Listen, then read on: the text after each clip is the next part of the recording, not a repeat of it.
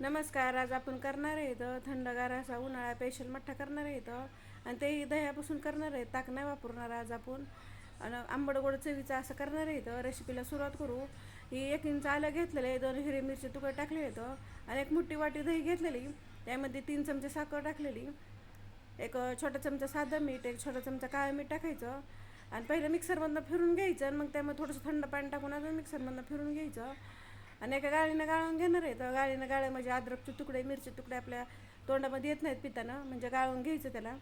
गाळून झालं की त्यामध्ये भरपूर असं थंड पाणी टाकायचं, कारण मठ्ठा म्हणलं की पातळच असतं, असं घट्ट करायचं नाही. बघा ह्या पद्धतीनं असं पातळ मठ्ठा करायचा, म्हणजे चवीला खूप छान असं लागतं. मिक्स करून घ्यायचं, आणि त्यामध्ये थोडीशी बारीक चिरलेली कोथिंबीर टाकायची. कोथिंबीर टाकलं की मिक्स करून घ्यायचं.